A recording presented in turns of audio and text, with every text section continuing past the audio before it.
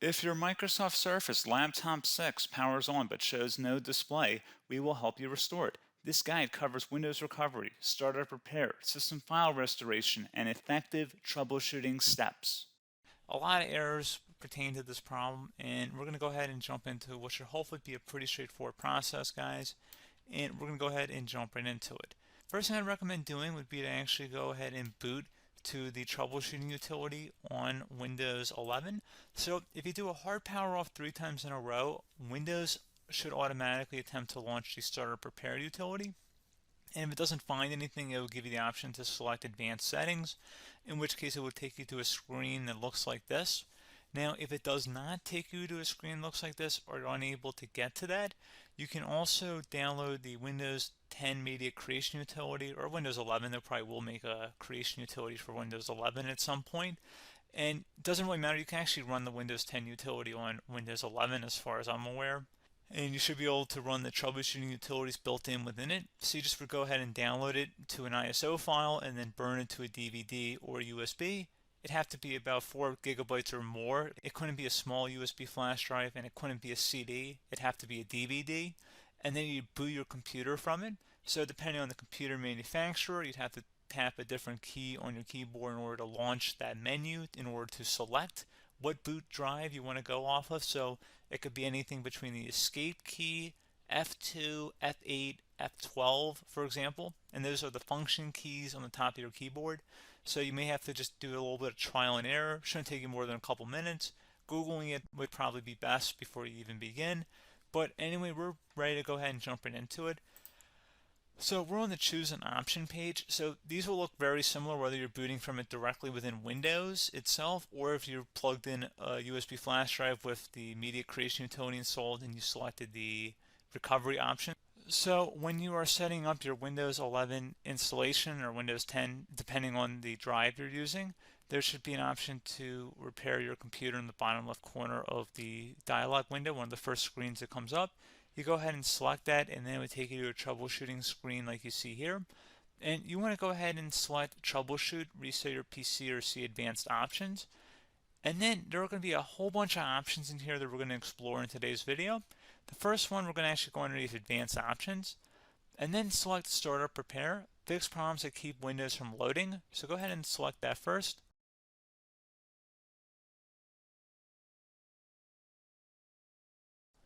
Okay, so you can see it could now repair our PC. That was our first option we could try. Something else, if we go back into advanced options here and then select troubleshoot, we're going to go underneath advanced options again. You can go ahead and actually access safe mode by selecting startup settings. And then if you select the restart button, you have the option on the screen select safe mode with networking, which will give you a key on the screen. It'll tell you which key to press to enter that. I believe it's the F7 key. It'll do that for you. I'm not going to go over that in today's tutorial because I don't really want to go into safe mode, but you're more than welcome to attempt that by going into here and then selecting restart. Again, it'll launch another screen. It'll say what key do you want to press, and it'll give you like 7 or 8 different options, and you want to select safe mode with networking. There's also an option for a command prompt too, but that's going to be something we're going to cover later in this video, and we don't even have to go through that in order to access it. So that's why I'm not going to really push for that, because unless you know exactly what's causing the problem, you probably don't need to go into safe mode. Unless you're trying to recover files, in which case then you definitely can go into safe mode, but we're trying to actually recover our computer here. So I hope that makes sense.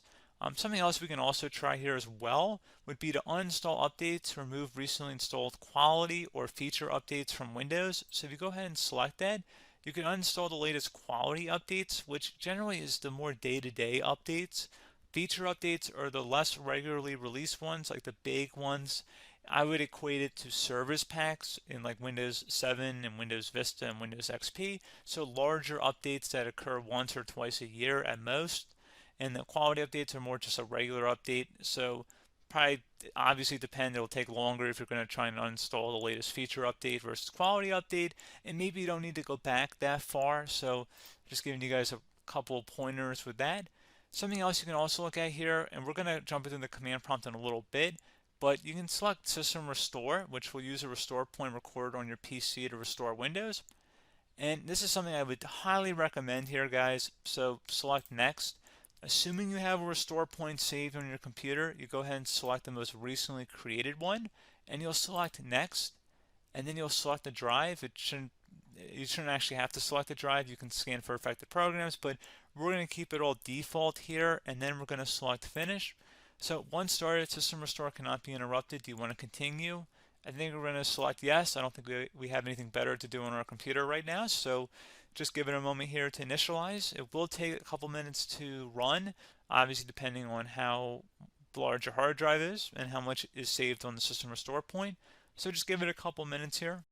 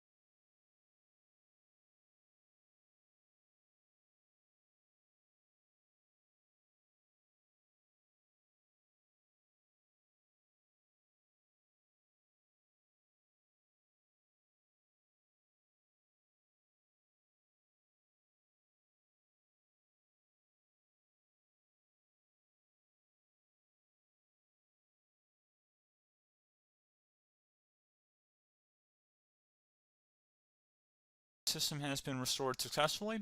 We're going to go over a couple different methods in addition to that if that did not work. So I'm just going to pause the video and we're going to start back on the recovery screen that we started with. Okay, so a couple other things we can try here too. If you go back into troubleshoot, you can select reset your PC, while you choose to keep or remove your personal files and then reinstalls Windows. You can select to keep my files, which will remove apps and settings but keeps your personal files. You can also select remove everything, which will remove all of your personal files, apps, and settings. So this is more of a factory reset, the second option here. First option, it should not delete all of your personal files. However, it will pretty much clear most of your programs, and keep in mind, there's no guarantee that your information, number one, is even still available and easily recoverable on your computer to the point that you actually would be able to recover anything. And the second point is that there's always a chance that it won't actually recover and it will just do a factory reset anyway. So there's no guarantee that actually would keep your files anyway. So I would recommend trying to get a recovery tool and backing that up first before selecting it anyway. But again, those are a couple different options. And then something else you can try here if you go back to the choose an option. Another option, if you go underneath choose an option and select troubleshoot, advanced options, and now select where it says command prompt. Okay, so the first thing we should do is type our main hard drive here. In most cases, it should be the C drive. So you just do a C colon and then hit enter on your keyboard. So once you're underneath the C drive, we're going to type in dir and then hit enter on your keyboard. It should have program files, users, and Windows all in there. That's how you know you're in the right directory.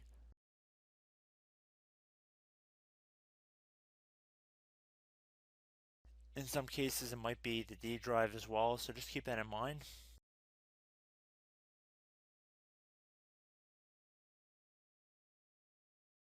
Next thing we're going to do is type in CD space /Windows /system32 /config, and then you're going to hit enter on your keyboard.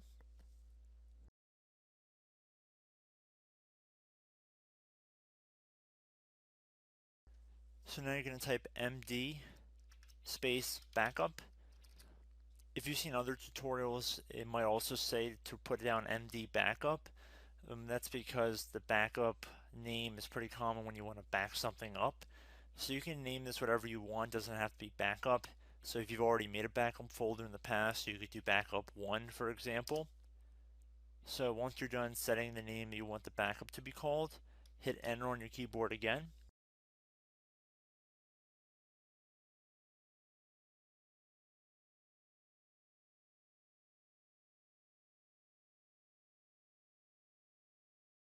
At this point you want to type copy, C-O-P-Y, space, then you want to do the star symbol above the 8 key, then do a period or a dot, whatever you want to call it, then another star sign, and then another space, and then type backup, and then hit enter on your keyboard.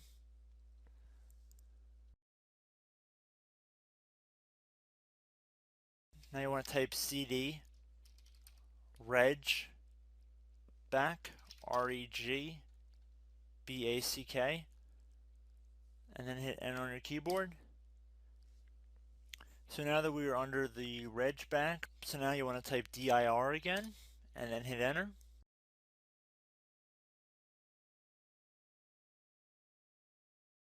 So now at this point we're going to type copy again. So copy, space, star sign, dot, another star sign, space, and then 2 dots. So we're going to type copy, space, star sign, dot, sign, star sign, dot, dot, and then hit enter on your keyboard again. So for overwrite, you want to overwrite all. So type A on your keyboard, so capital A, and then hit enter on your keyboard.